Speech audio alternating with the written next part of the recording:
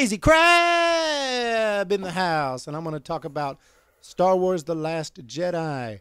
I am a huge Star Wars fan. I've been a Star Wars fan since 1985.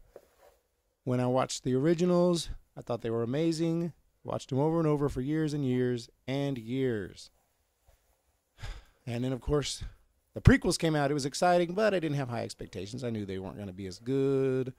I figured there'd be a lot of fanfare, a lot of new effects that might not work, may not feel right. And I was right, of course, but they were still cool. I mean, we got more Star Wars movies. Yeah, they weren't very good. They were even worse than expected, but hey, we got new Star Wars movies. Then Disney bought it, and I was like, awesome, we're going to get another Star Wars movie, Episode 7. I wasn't too excited. I mean, I was super excited, but I wasn't, my expectations were not super high because Disney had it. They may play stupid jokes for all I know. They might bust out in song halfway through. I don't know what's going to happen. I don't know what this is going to be about. Hopefully they do right here, And they did okay, but I didn't love it. But I kind of felt like the style was pretty cool, and the lightsaber battle was better than the prequels. It was more real, even though at the time I thought, really, Kylo's getting whooped by this girl and this janitor, kind of weird. But I've come to accept that. I mean, he was injured there, and she really is like crazy strong with the Force. But anyway, Rogue One came out. It was really good, and then I saw the trailers for the Last Jedi, and I'm thinking, holy freaking cow, this is going to be the bomb. I think we're back. I think Star Wars is freaking back. So I went to see it, and I want to talk about it now. Let's start with the positives.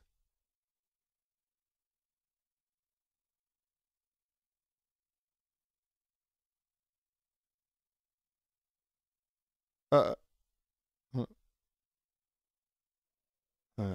okay. Let's start.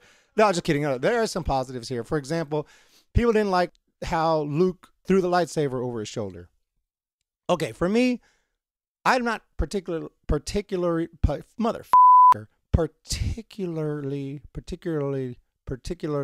happy with the way they portrayed Luke. He's given up. He's not using the Force anymore. He's out on his island. He's not helping his friends. It's pretty bad stuff, and people are not happy about it, understandably so. But if that's the direction they're going, then throwing the lightsaber over his shoulder kind of fits. It kind of does. Think about it. I mean, if I hated chess, and I went to get away from chess, and I didn't want to ever have nothing to do with chess, and someone brought me a chess piece, what would I do? See ya. I'm not going to freaking want that. I'm going to throw it right over my shoulder. That's normal response. That's pretty normal response. And it was funny. I thought it was funny. I know people didn't like it. I personally thought that was a pretty funny moment. And hey, if you look at the expression on Luke's face at the end of 7 when he's looking at Rey, what did you think he was going to do? What did you think he was going to say? Oh, let's start training now. This is awesome. No. Oh, thanks for my lightsaber. I got great memories of this thing. No, he's going to throw the thing over his shoulder. And it was pretty funny because we were all wondering, what's he going to say? What's he going to do? So I liked that moment. I thought it was funny, yet it applied. Okay, so let's talk about Rey and her parents. A lot of people were mad about that. They were very mad about that. They were very angry. This is something that got people angry, is that her parents were nobody.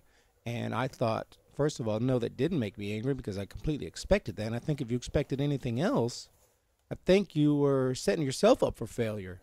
Because if you sit down and think about the possibilities, like who could her parents be, none of those possibilities are realistic.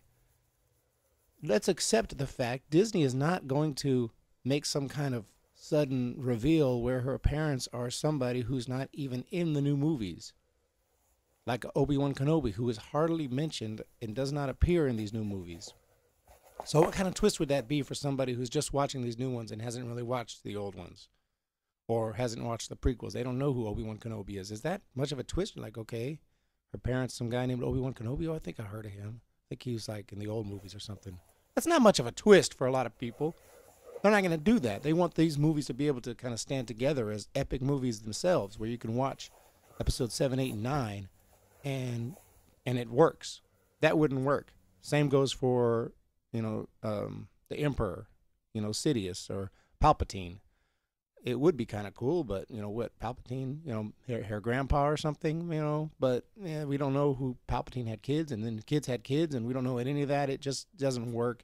It would be kind of dumb, and they weren't going to do that because, again, Palpatine doesn't appear in these new movies. It wouldn't work. Who else? What other options do we have? She's going to be a Skywalker. We've seen that whole thing before. People got onto Episode 7 because it was too much like, The New Hope. You really think now they're going to have the reveal that she's a Skywalker? I mean, are you kidding me? After all the criticism they took for Episode 7 being too much like A New Hope, now they're going to say, I'm your father moment? I mean, give me a break. Yeah, that's not going to be too much like Empire Strikes Back. That's not happening. Same goes for what? Kylo going to say, yeah, I'm your brother. We've seen that whole thing before. Yeah, Leia didn't realize she had 2 babies instead of 1. Didn't notice that. So who else? Who's left? Snoke's going to be her dad? Snoke has a girlfriend? I don't think Snoke has ever had a girlfriend, if you looked at him. So anyway, it's just not happening. Bottom line is, her parents were going to be nobody. It was obvious. If you sat down and thought about it, you'd say, well, there's nobody that her parents could actually be that would work. Her parents are going to be nobody. The question to me was, how are they going to show us? Are they going to reveal that? I hope they do. I hope they don't just leave it in the air. I did, and they did. They told us who her parents were. People are mad. They told us. And they told us in an awesome way. Rey said it. She didn't find out through someone else. She said it herself. Kylo had to get it out of her. And the way it was just awesome, man. He said, say it. You know who your parents are. Just say it. Just say it. She said, they're nobody. And he says, yeah, they're nobody. You're nothing. You're nobody. But not to me. Something along those lines. I thought it was, wow, that was freaking intense. That was awesome. And give that part an A. That's just me. A lot of people hated it. That's a legitimate opinion, but I personally loved that part. I thought it was awesome. And part of it is probably because I expected her parents to be nobody. I fully expected that. Anything else wouldn't have really worked. I couldn't think of anything that would have worked, that would have been powerful and would have made sense. So that was really awesome. And another positive was, and I'll talk about Snoke later, but after Snoke dies, okay, I'm not talking about the actual process of him dying because I'm going to get to that later, but after that, when they go back and start fighting, yeah, it seemed kind of like Kylo might be going to the light side. It seemed like it. They kind of gave that impression, but they didn't make it like totally obvious. They didn't go too far. This is one of the instances where that's actually a cool twist because he did what the bad guys always do, right? They kill their master because they want to take over, and that's what he did. He killed his master, and he went back to back with Rey, and they start killing all the guards there. Wow, awesome moment. That was freaking intense. That was really cool. And it seemed like maybe he's going to the light side. We're not really sure, though. You have to wait and see. And no, he's not. And it was realistic because as soon as the fighting was over, she says, "Oh, we got to go help the resistance or whatever." And he's like, "No." So we see, okay, he's not going. And then it was really cool because they kind of wanted to make it so that Rey was thinking about even joining him. He starts giving her the speech, holds out his hand. She's thinking about taking his hand. But it was realistic in that, when he first starts giving the speech, she says, "Don't do this. Kylo, don't do this." You could see she's completely disappointed. She's completely crushed because she thought she had him, and she didn't. She saw that right away. By the things he was saying was like, no, he's not coming to the light side. And she wasn't going to the dark side. It kind of felt like for a moment maybe they'd go that direction, but it wasn't. It would have been really crazy. I would have had to give some props for just having the guts to do it, but at the same time, it would have been a problem. It would have been problematic because Rey has already been. We already know Rey. She's not going to go to the dark side like that. She's not going to take Kylo's hand just like that, and it wouldn't have worked. It wouldn't have felt right. So, in the end of the day, yeah, they didn't take any huge risks. Kylo stayed bad. Rey stayed good. We got the same old story, but it was a really cool moment. That whole scene right there after Snoke dies. That whole scene was really, really cool. And I thought they were going to go at it, fight for a little bit with lightsabers. It didn't happen. The planet kind of went in, or that whole room split in half, just to conveniently stop anything cool that was about to happen. So we missed out on that. But other than that, awesome scene. Loved it. So let's move on. basically the in-your-face stuff. And I'm going to go ahead and make a list of all the, I shouldn't say in-your-face, basically the near deaths, the gotcha moments, the just kidding moments. These are the just kidding moments when they try to, he pushes and pushes and pushes until you think something's going to happen. And then, nope, guess what? Nope, just kidding. That's not happening. Star Wars has never been like that. Yes, there are occasional things that happen as they should in any movie where, oh, wow, I didn't see that coming. Those are called, twists and turns. They happen. They should happen, but not this many. This was too much, and it was to the point that by the time Finn is about to sacrifice himself, I really had no fear for his life. I knew. I was just waiting for that moment. Okay, let's see what's going to happen this time. Let's see what's going to stop him. And the girl, of course, comes along. Rose comes along. I didn't really know it was going to be her, but if I had a few moments to think about it and I was able to pause the movie, I probably would have figured, okay, Rose is coming. They're trying to do something with them. It's stupid. And she said some of the most, I can't even repeat it because it's unbearable. It was horrible. That was probably the worst moment in the history of Star Wars. But, that's just me. Some people may have liked it. And if you did, wonderful for you. Happy for you. But I was just absolutely mortified by that scene. But I mean, if we can go through the list of all the, just kidding moments, last minute twists. I mean, oh my, Leia's dead. Just kidding. She's fine. She's actually flying through the outer space. Oh my, purple-haired girl's trying to kill everyone. Just kidding. She's actually knows exactly what she's doing. Poe's an idiot. Oh my, Luke is letting Kylo kill him with the lightsaber. Just kidding. He's not even there. Oh my, Kylo's going to kill Rey. No, he's just kidding. He's actually going to kill Snoke. Oh my, Benicio del Toro's character. He's evil. He's taking that jewelry from the girl who she loves it. No, just kidding. He's good. He's actually good the whole time. He wants to help. He gives it back to her. He wasn't going to take. Oh my, no, he's really evil. Actually, he's going to help. Well, actually, he's kind of neutral, actually.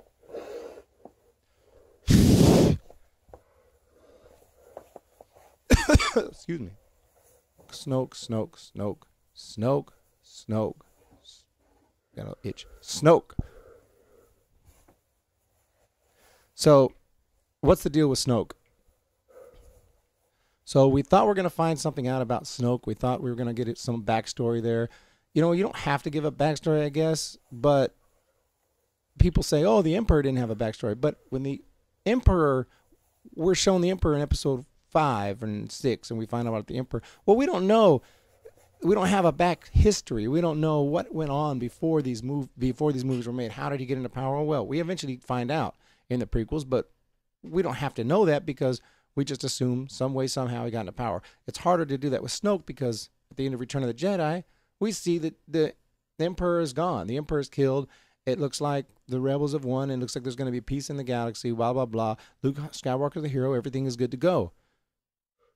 How does this Snoke guy this ridiculous amount of power, where did he come from in such a short amount of time? It was even if it's 30 years, that's not very long for someone of this power to come along. So, yes, I would have liked a backstory for Snoke. And yes, the way he was killed was not the best because, that lightsaber, they show it shaking. I wouldn't have shown it shaking. I would have just shown it just boom, goes straight through him, suddenly. Because showing it a little shaking there, I know it's for the crowd. I know it's for the audience, but then it's like, you're telling me Snoke can't sense that? I know he's a little occupied right now. And it was kind of dumb. He says, strike down. They're your enemy. Strike down them. Okay, I wonder what's going to happen. Anyway, whatever. Screenwriting a little lazy. Not really a great movie. Great visuals, of course. We know they got an $850 billion budget. Great visuals, great special effects, but plot holes all over. And gotcha moments left and right, like, oh, wow, shock me every time, and it doesn't shock me anymore. Can only cry wolf, so many times.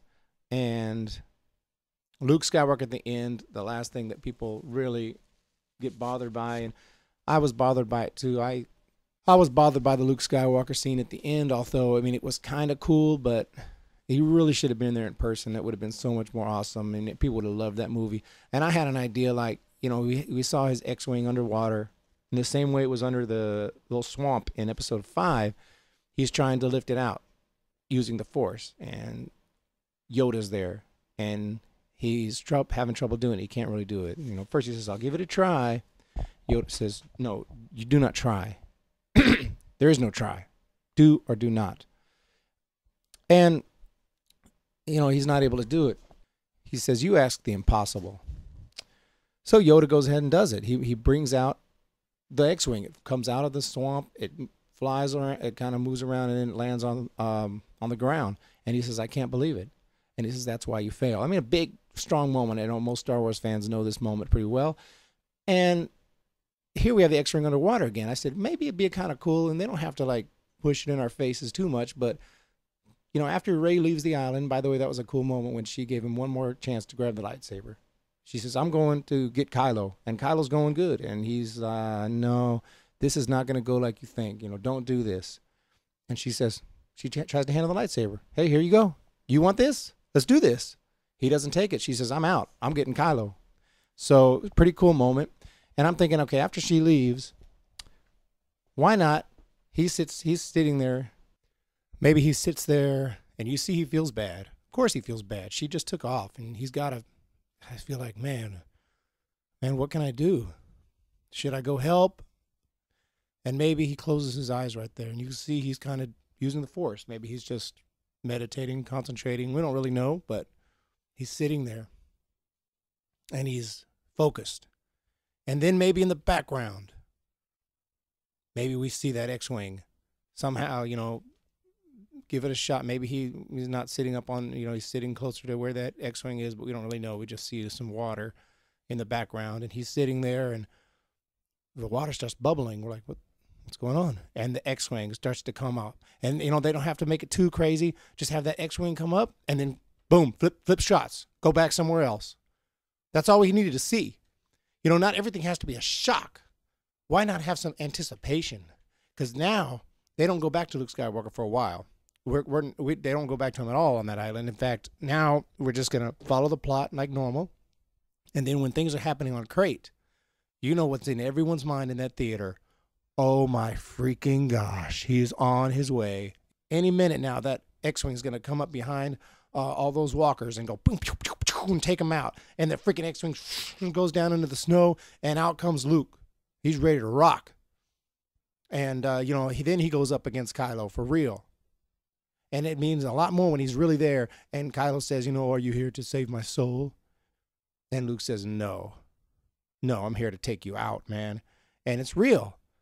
Because it not being real, it was cool, but he's not even there. He's not, yeah, he dies, and that I'm going to get to that in a second, but he's not even there. He's not really risking himself. It's just a freaking image. He can't even get hit by the lightsaber. Turns out that he dies, so that whole act of doing that took so much out of him, it kills him. So, yeah, he was sacrificing himself. So that's kind of why he had to die, too. A lot of people are mad that he died. Like, then he just dies? Well, if he didn't die, then that just means you can just force project yourself anywhere and it's no problem. I mean, you don't even have to show up. You know, I was like, I'll just force project myself. I'll take care of you guys. And it's kind of dumb, right? So he died because it showed that he sacrificed himself. He force projected himself, which was something crazy, not just a normal Jedi act. That's something so hard and so out there that it killed him.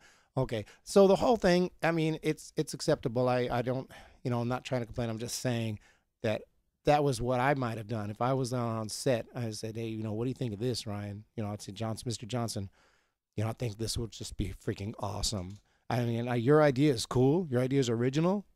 And I'm quite sure you're going to just reject my idea, but I'm just going to throw it out there and see if he likes it, because how cool would that be? That freaking X-Wing coming out of the water, and the anticipation of him showing up. And eventually, yeah, he gets taken down, but, you know, you can make it epic. You can figure out a way to make it really cool. But they didn't go in that direction. No problem. That's just me dreaming. So let's move on. Okay, so, yeah, the main chase, lots of plot holes, lots of problems left and right. I don't need to list them all. There's videos that list them all. The main thing that bothered me was the constant trying to twist everything, trying to, at the last second, oh, no, this happens. Oh, no, this happens. And it just over and over and over and over. I shouldn't mention the side story. The casino deal. Most people didn't like it. I didn't like it because it felt like the prequels to me, but a lot of people liked it. Had some obviously new characters, and a different planet, a different world, and it showed us that what they were there to do didn't work. Not everything works, so that's fine. I mean, you send them on a mission. They didn't really need to get sent on that mission. It goes back to the purple hair girl who never told. Not only did she not tell, people say she should have told Poe her plans so that he didn't, rebel against her and put her out of power, and all these caused major problems with the mission, including sending that that whole side journey was because with Finn and Rose was all due to the fact that he thought they needed to do something because the purple hair girl didn't have it under control. I'm gonna call her the purple hair girl because I don't know her name. That's how memorable she is. But anyway, not only did she didn't need to tell Poe specifically. People say, defending it, which there's something to be said for this. Why would she tell him? He's just got demoted. Needs to just do what he's told, and letting him in on the plans of the, head honchos. No, she doesn't need to do that. But there should not be enough people on Poe's side. That tells me that nobody knew about her plans, or very few people knew about her plans, because Poe was able to get enough people to commit mutiny against her. So, I mean, how can that happen unless, what kind of unit is this? She has this plan, and nobody knows. She's just keeping it to herself. And Poe obviously he's made it clear. He says, we need to know what's going on here. We need to know the plan. They even show that.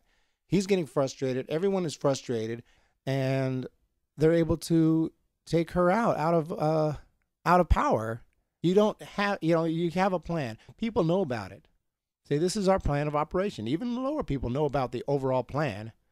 You know what I mean? They don't need to know every detail, but they know, hey, we're going to this island. We know where we're going. I mean, when I go to Iraq in an army unit, maybe I'm the lowest person on the totem pole. I still know our overall plan. I know where we're going. I know the overall basic plan of what we're going to do. And everyone's on board. You don't just keep it a secret. So much so that everyone rebels against the leader and takes her out. That was done for plot conveniences. That was done so she can eventually they can have the twist where she was actually right and she's a great leader. And it was just stupid. It just rang out to me dumb. Like, come on, you don't have to treat us like idiots. We're going to question that. We're going to see that and say, no, that's not right. That's not how it would roll. How it would roll was she'd have this great plan. You could have made her awesome. You could have made her a great leader. You could have made her that sacrifice where she goes into light speed and that really awesome moment. You didn't necessarily have to change that, but, just make her a good leader. You don't have to give that little twist and make her out like she's an idiot and Poe is all strong and then flip it at the end and no, actually Poe's the idiot and she knew what she was doing all along. It was just not necessary. Not necessary and dumb, and just added to the dumbness of the movie. To me. That's just to me. I'm not saying that's the, factual. I'm not saying that's the answer. I'm not saying that's absolutely true, what I'm saying, but that's my opinion. And I don't think I'm changing my mind on that one. And so, that's all for that. It was not that bad, but I don't like how they did Poe. And then at the end, now supposedly Poe has this arc, so he's the one who says, oh, he wants us to escape. He wants us to, when Luke is out there fighting, he wants us, because Finn is like, oh, we need to go help him. We need to go help him. No. He's trying to stall so he can escape, even though he never told him that. I didn't know that Poe was strong with the Force. Either two things could have happened. Either Luke would have come in there and told him and said, hey, guys, I'm here so you can get. By the way, nobody even said, how'd you get in here? There must be a way out. They just saw Luke walking in there like, okay. He didn't come in through the front door. Oh well. Hey, Luke, what's up, man? Anyway, so Poe is the one who comes up with it. That says how he wants us to escape, but Luke never told anyone that. So I'm saying there's only two options there. Either Luke would have told somebody, would have said, hey, guys, get out of here. I'm going to go stall them off. You guys escape. Or maybe Leia senses it because them two have a connection. They're brother and sister, and they're both strong with the Force. Luke didn't need to say nothing. Maybe he walks out there and Leia says, no, guys, he wants us to get out. They say, how do you know? Saying, I know. What are you talking about? Let's get out of here. He's stalling so we can get out. That would have been cool. But they made Poe say it. So he has some kind of little character arc, which is, I'm not saying there's anything wrong with having a character arc, but yeah, Poe, I learned my lesson. I know that it's not always, you don't always just fight your way out. Sometimes we just escape. He's stalling so we can escape. How did he know that? What if he wouldn't have known that? What if he said, yeah, let's get out there, let's help Luke, and ruin Luke's plan? Because Luke didn't say anything. And again, it's just the filmmaker, Rian Johnson, just thinks we're not going to ask it. We're not going to question it. We're just going to go with it. And we'll go with a lot. I'll go with a lot because I really want to like this movie. But when it's too much, stupid thing after stupid thing after stupid thing. And just after a while, it's just like, come on, man, we're not that dumb. You know, you can write a film, you can write your movie and make it the way you want, and just avoid treating your viewers like they're idiots. That's all you have to do. I'm not saying it was totally obvious, but you know, if you watch the movie enough times, you're gonna see that. I saw it the first time, like, what is this? What is this here? But I haven't even seen it twice. This is after one viewing. This review, I did watch a few other reviews, but no one's mentioned most of the stuff I'm mentioning. Most of the people, like I said, they hated the scenes that I liked. So, and then in this scene, I haven't heard too many people, you know, Poe just like, yeah, let's he's stalling so we can escape. Like, how do you know that? I mean, and how did Luke know you? Maybe I guess Luke's so strong with the Force, he already knew that you'd figure out. He walked in that room and he already knew. He sensed everything. I mean, that's the best way I could say it. That's the best defense I can come up with to still enjoy it and saying, Luke, when Luke walked in there, he already knew what was going to happen. He already sensed that guy Poe. He sensed, okay, this guy's going to get them to escape. I don't need to say anything. Is that really what Rian Johnson had in mind? No, not at all. So yeah, I don't know what they're going to do with Princess Leia or General Leia for the next movie. And I've heard some people say recast her. I don't, you know, that would be some people think that's the best way to respect Carrie Fisher. What the heck is that? Replacing her? That would just mess up the whole, no. Star Wars, you don't just bring in a new actor or actress to replace somebody, especially when they're the same age and it's a continuing a continuing trilogy. It's a little different when you go back 30 years, you know, to find a young Obi-Wan or something. Okay, that's fine. Of course, you're going to need to find a new actor. But no, this is different. You can't do this. And it'd be distracting. You watch the movie, you're going to watch everyone interact with her and like everything's normal. And it's going to look funny. Of course, they're going to have to do that. And professional actors, you just play your role. But realistically, from a viewer standpoint, there's enough plot holes already. We see someone walk up and say, "Oh, General Leia." But no, that's not how that would work. Now, how that would work is they'd walk up to her and say, "Who the hell are you?" You know, that's how that would work. If you woke up one day and went to talk to your mom and your mom looked completely different, you don't say, "Hi, Mom." No, you say, "Can I help you?" So, yeah, something wrong with that idea. It would just distract from the whole movie. It would just be really bad, and I don't think it shows any respect. Why? Because you get the character to finish what she was. Well, no, by getting someone else. No, they're not gonna do that. There's got to be a different way they're gonna handle it. I don't know how they're gonna handle it. We'll have to wait and see. There's really no good way to handle it. The only what I thought they might do is fine if they have enough footage. If they have some footage of that, you know, was unused, maybe they could have used that and had Carrie Fisher continue to play the role. Not ideal, but I thought that might be one solution. But it sounds like they're not going to do that. So I don't know what they're going to do. We'll have to wait and see. So in conclusion, a lot of the scenes that people hated, I really liked. Luke throwing the lightsaber, the parents of Rey, the reveal that her parents are nobody, thought was awesome. Rey versus Kylo, even though they didn't really fight, but they got together. They were on the same team for a moment of time. It was crazy. And then I thought they were going to fight. No. But the whole scene was really cool. The whole Snoke death scene was really cool, even though, yeah, okay, I can sacrifice Snoke's backstory. I can sacrifice that we don't have to know for an awesome scene. It's all good. Only thing, I know you had to find a way to kill Snoke that you know, we can't just have him kill Snoke, so he had to do it kind of with his mind trick. I liked the whole concept. I thought it was executed a little like, hey, you guys are too stupid to ask about it, with the lightsaber shaking and him saying, kill your enemy, the one you hate, hey, come on, we're not that stupid. Yeah, we're stupid, but not that stupid. So I thought the movie was okay. At its best, it was awesome. At its best, it was an A+. At its worst, it was an F-. And that's the whole deal with it. While The Force Awakens, at its best, it was a B. At its worst, it was a D. You know, something like that. So, you know, The Force Awakens gets pretty boring sometimes. Some stupid ideas. I'm like, oh, R2-D2 just conveniently wakes up. But it's never like, oh my God, I'm just embarrassed to even call myself a Star Wars fan. That never happens in The Force Awakens to me. It also never is like totally awesome. you know. So at the end of the day, it's hard to give it a grade because it's just all over the place. This movie is all over the place. It was huge, extremely disappointing. It was very disappointing. I walked out just feeling really bad. I felt like that's not what I thought, you know, and it's not about what happened. It's not about the events that happened. I mean, I would have preferred to see Luke Skywalker fight with an actual lightsaber. I said that, but I can deal with all that. I can deal with the events. I can deal with the outline. If you give me the outline of the plot, I'd say, okay, make it work, do it. And that's what didn't happen. He didn't make it work. Too much like some kind of modern movie. I didn't really talk about the humor because I thought it was actually funny. I thought it was funny, but did the humor really fit in this movie that was supposed to be a dark film in the middle? Was there too much? Yeah, there was a little too much. There was a little too much, but it was funny. Maybe I need a little comedy to stop thinking about how horrible, you know, with all that stupid twists and everything. I mean, altogether, I didn't love it, but I didn't hate it. And that's the best I can say about it. I'm not ready to say I liked it, but I definitely didn't love it, and I definitely